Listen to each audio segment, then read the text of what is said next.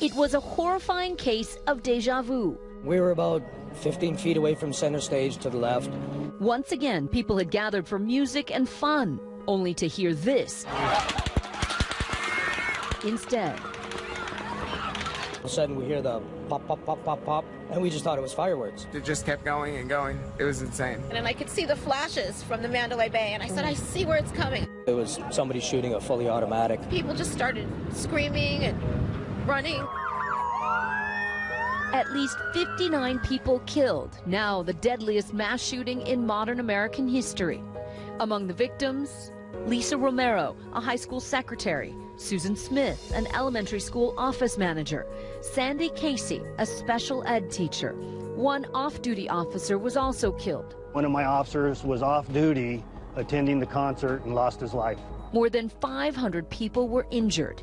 The horror began nearly 24 hours ago when an estimated 22,000 concert goers packed into an open-air venue along the famed Las Vegas Strip for a country music festival. They had no idea that high above them on the 32nd floor of the Mandalay Bay Resort, a lone gunman was watching and waiting. Shortly before 10 p.m. local time, headliner Jason Aldean took the stage. I was videotaping it, and all of a sudden, here in the background, something that sounded like fireworks going off. It was going pop, pop, pop, pop, pop, pop. At 10:08 p.m., the first shots erupted. And all of a sudden, you hear the music on the stage stop. Jason stopped singing, and then the lights on the stage went off. For so many, confusion. Was this part of the show? That's just a firecracker. I know, but why would you do that? Seconds later, the rapid-fire shooting starts again. I think someone said there was a shooter. He goes, "That's gunshot." And we grabbed each other's hands and went running. We have an active shooter. Get down. Get down. We're going to get trampled if we don't go. The hellfire lasted for minutes, coming from just across the street. So I see the shots coming from Mandalay Bay, halfway up. I picked up a grandma and a little girl, and the little girl was just asking if she was going to die. She was scared. Ambulances rushed to the scene as bystanders began to triage victims. We just need to get people over to the hospital, okay? Okay, go ahead. Put them all in the back. Okay. Can you, Many plugging bullet wounds with their bare hands, turning barricades into makeshift stretchers. There's many people down, stage left.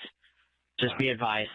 Hundreds of victims rushed to 5 area hospitals, many with gunshot wounds. It was nonstop surgery after surgery until about 4:30, 5 o'clock this morning. The state's only level 1 trauma center, overwhelmed by the critically wounded. We brought in extra trauma surgeons, extra critical care nurses. University Medical Center's Dr. Saeed Saqib was the trauma surgeon on call last night. Tell me about the condition of the patients that were coming in. What were you seeing? We were seeing all kinds of injuries, gunshot to the head, chest, abdomen, pelvis, and extremities. But this is something we deal with on a regular basis. Again, the only difference was it was the higher volume. At 11:20, SWAT teams are able to zero in on the shooter's hotel room on the 32nd floor of Mandalay Bay after the dense gun smoke sets off a fire alarm. Everyone in the hallway needs to move back. All units move back. They use explosives to storm the gunman's room. Breach, breach, breach. Police find him dead inside, along with a cache of 23 rifles and handguns. We believe the individual killed himself prior to our entry. They identify the gunman as 64-year-old Stephen Paddock from Mesquite, Nevada. They say he checked into the hotel on Thursday. His motive remains a mystery. We've checked all the federal databases and local databases and state databases, and we had no knowledge of this individual. Today, my colleague Matt Gutman went inside Mandalay Bay. In the light of day, you can see the enormous distance between that shattered window up there on the 32nd floor where that shooter was perched, across that park, across the boulevard, into that killing field below. And what you're seeing down there is their forensics team still on the ground, and those are people's belongings. He also caught up with Mike Kronk, who was in the thick of the rampage last night. My buddy's like, I just got hit, and got hit 3 times. Mike used his shirt to keep his friend from bleeding out. You guys are trying to do triage while the shooting is still going on. There's no way I'm going to leave my buddy, We weren't even sure if the shooting would stop. We got him over the fence and under the stage, so at least we knew we were safe. He eventually got him to a hospital. We need blood, so if anybody can contribute blood.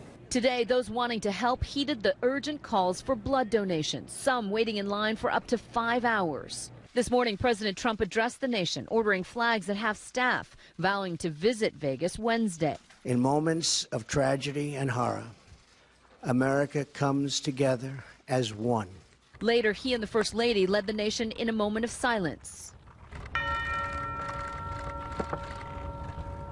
Many of the survivors now recounting their race to safety, memories of other mass shootings on their minds. I was trying to be calm. But I thought at the moment, I thought of the Orlando shooting. We didn't know where the shooter was. Las Vegas now sits at the top of a list no city wants to lead. The worst mass shootings in U.S. history. The scenes all hauntingly familiar.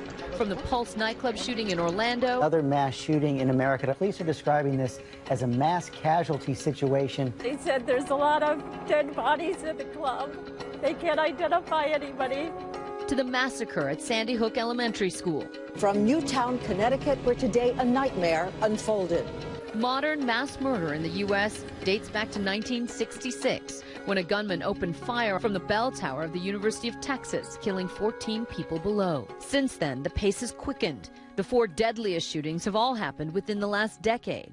The pace and significance of mass shootings over the last decade in our country is saddening, how normalized it's become. And many, including survivors of previous attacks, worry it will keep happening. It's haunted our dreams, that we would wake up to the news of a massacre like this. This was domestic terrorism. Their hearts are broken. Back in Las Vegas, hundreds gathered for a prayer vigil tonight, remembering the lives lost while honoring the heroes who saved so many others. And joining me now is Russell Bleck and his fiancée, Brianna Scoggin. They were at the concert last night in the VIP tent, which was closest to the shooter. How did it unfold? So initially it started with, we heard two 3-round bursts, like pop, pop, pop, pop, pop, pop. It sounded like an amplifier or something cracking, and it was too far away to sound like a firearm.